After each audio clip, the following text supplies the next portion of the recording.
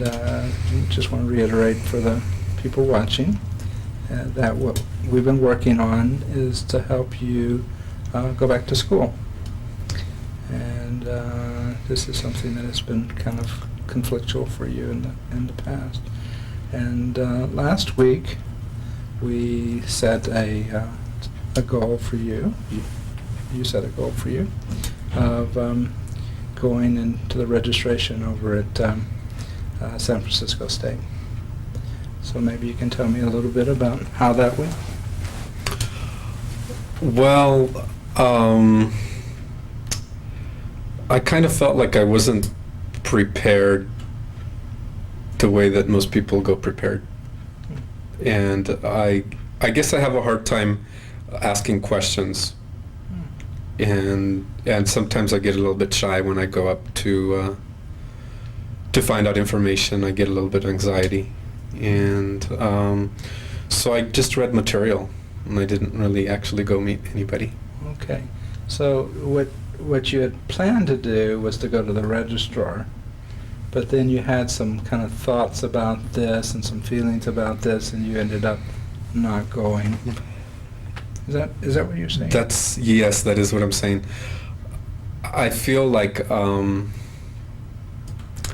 maybe I'm rushing into this. Maybe I'm going to school. Maybe it's not the right school for me. Mm-hmm. And I started thinking about that when I arrived there. I thought maybe they don't have the best business school, and then I started thinking about all the reasons why I didn't even take the time to explore other schools. Mm-hmm. You said when you arrived there, did you actually go to the campus? I did go to the campus. Okay. What day was that? That was just 3 days ago. 3 days ago. Mm-hmm. Okay.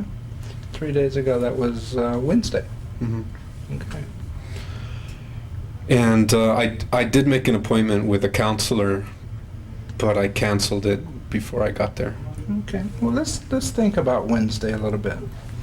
Let's think about go back to when you were at your home and you were getting ready to go off to the school there. Could you tell me a little bit about what you were thinking, how you were feeling? Well, I was really nervous, and I hadn't really slept through the night, and I just thought I was really tired, and I was kind of concerned about going through the whole process and whether I'd be able to. I guess I'm kind of afraid that I won't be able to handle it. What if I get sick, or what if something happens and I'm, it's a important opportunity for me, and I just want to make sure I can get through it. Sure. And I know that I got through the previous junior college, but that was a little bit different because I didn't have to really sign up. When I signed up, I didn't know that I was HIV positive. I found out as soon as classes started, pretty much. And then at the time, I just needed something to focus on. Mm-hmm. So I didn't. So if we go back to Wednesday, okay? Mm-hmm. Where were you when you were thinking about whether to go on over to the school or not? You were having this kind of conversation in your head, right? Mm-hmm. Could you kind of remember where you were when you were thinking this? Were you at home or in the car? Well, it started the night before. I started thinking about just having all the doubts, and sometimes I have a hard time expressing myself. Mm-hmm. And I started thinking, what if I don't have everything I need? What if what if they don't accept me? Do I have an alternative plan? And so those are three very important thoughts. Maybe we can kind of listen to each one separately. Mm-hmm. The first one was, what if I don't have everything I need? Well, what is that concern? What is it that you're concerned that you don't have that they need? Well, I'm not a citizen of the United States, and I haven't run into too many problems with that, but sometimes I feel like I get treated a little bit different, and it's kind of intimidating going to a school where I know that there's going to be a lot of bright people there. I see. And I did okay in junior college, but that's junior college. Mm-hmm. This is real school. So one of the thoughts about yourself then is that you're worried that you're not up to the challenge of doing this? Yeah, but I guess I'm not really aware of it. I'm realizing now that you're saying it, but it did cause me even just a little anxiety just to hear you say it. Okay.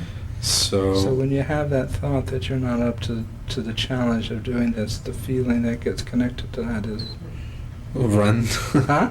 Run. Like run. Okay. Uh-huh. Like run and Escape. and find something else. Okay. You know. That's really not a feeling. That's really a kind of it's an important kind of image. You know, in your head. What kind of gut feeling comes with that? Do you know what some emotion that comes up when you feel like? I get scared. Sure. I get scared that I'm getting myself into something I can't handle. Okay. And that I'm going to let everybody down. Mm. It seems like my family's pretty proud of me of just getting this far, and I've been I've only talked to a few people about going to continue my education. Mm-hmm. But I'm kind of afraid of letting people down, of not making it through the whole thing. And So one of the things that makes this really difficult for you is the fear that you'll let your family down.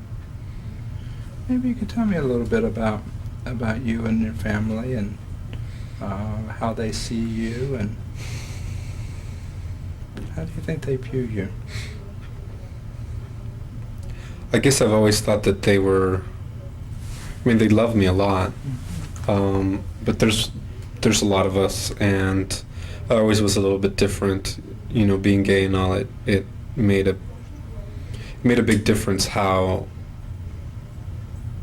my interests were very different from my brothers and sisters. Okay. And I often was more comfortable hanging around with, it seemed like girls always had more interesting things to talk about, and guys were always talking about things that didn't make any sense, or at least that just didn't matter, like sports and silly things that just seemed so removed from any kind of...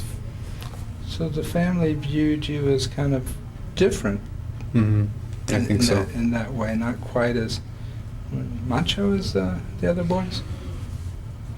Well, yeah. I mean, yeah, that's pretty... It was pretty obvious to my family, I think. I don't think I'm feminine or anything like that, but I certainly see that I never seem to be able to get in with the boy groups too well, and I think that they could tell that something was different about me, because I always saw them kind of huddled up and pointing at me and things, so I assumed that was not good things they were saying. I'm wondering did your family have some expectations of you and that you would excel in some other ways?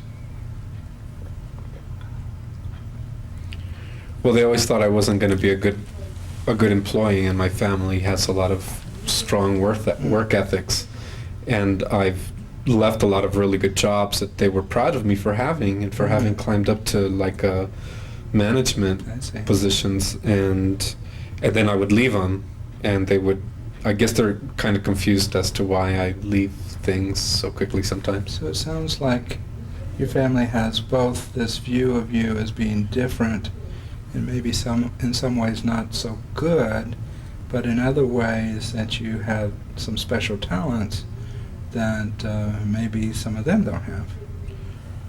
Maybe some of those intellectual talents, or school, or academics. Maybe. I don't think I'm that much smarter than anybody in my family. It's just that I think that I have less roads to choose from, because everybody has pretty much an open book for options. And well, let me tell you what I was responding to. You said that you got jobs that some of them couldn't get, and that they were proud of you, and then they couldn't understand why it was that you would give up some of these jobs, and then they would kind of feel, not so happy with you. Right. I think that I don't fulfill the expectation that they have of being responsible at work, that I can, yeah, maybe they do think that I can get jobs that maybe some of my brothers can't get, and that I have gone on to go to school and get some things in place, but they know that I've always been kind of a, what should I say, a scaredy cat. And I just don't like conflict. There was problems at work, and it just seemed easier to just do something else, and that was I went to school. Okay. And So in your mind, maybe in their mind, that some of going to school was a way of not having to do some other things. But it occurs to me that you're now having trouble getting yourself to go to school, and I'm wondering what that's about. it's about different things. On the one hand, I know that when I went to school before, I was running from the situation at work, and I can see that now. I purposely needed to not be able to see it at the time because I didn't have an answer. Mm-hmm. And at the time, the only thing I could think to do was to leave all the work world behind and go to school. I thought if I can just get enough schooling so that I can not be around the kind of environment where there's going to be a lot of people that are not going to understand me, that they're going to make fun of me, or that they're going to think that they can bully me around. Mm-hmm. And I thought, at the time I thought school was a logical thing, but I know now that I was running away from it. And as far as going back to school, I feel anxiety about it because I know that it's just a fantasy in my head. I'm never not gonna be around people that aren't gonna see me different. People are always gonna see me different. I'm always gonna get stuck when I have to talk in front of people, and that's always gonna be a problem, no matter how much schooling I go to. So I don't. And when you do talk in front of people, what's the feeling that comes up for you? There's a fear. Is there something else? Well, I just think that people are going to assume that I don't know what I'm talking about. A lot of times I think that as soon as somebody sees that you're Mexican, they automatically think that you're not going to be as able to do the job the same, or if you're going to talk to people, you might not have anything important to say. So when you believe or you perceive that other people think that you don't have anything to talk about, what kind of feelings, what kind of emotions come up with that? Well, I get mad now, but I used to get really hurt from it before. I was in a lot of special classes for slow people when I was growing up.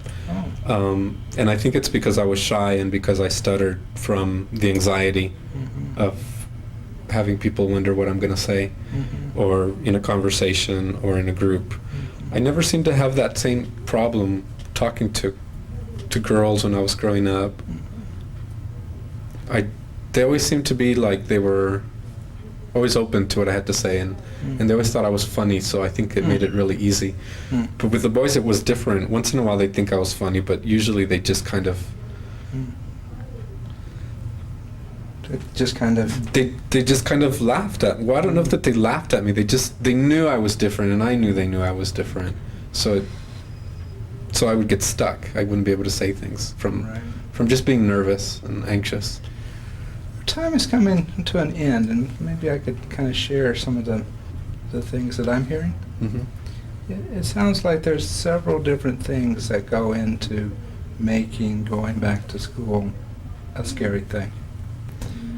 One is kind of a history in your family, and it kind of sounds to me like that in some ways they viewed you both as kind of special because of your abilities, and also different because of your abilities. And so you kind of got a little bit of a mixed message about school. that, and you used the word proud, that they were proud of you, and also times that they were disappointed or that they just couldn't understand why you did the things that you did. And it also sounds like there's some stuff in there about being gay, feeling that not so good about that. Some stuff in there about having HIV, and going back to school this time is somewhat different than going back to school before. Mm. And these are very powerful reasons.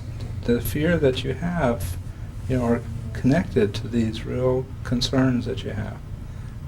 So I think as we move along and keep asking you to identify tasks to move toward, that we'll keep listening for these themes that you pointed out today, this mixture of themes. And as we do that, maybe you can build some of the courage to face these fears, because these are legitimate fears. Does that make sense? Mm-hmm. Yes, it does. Okay.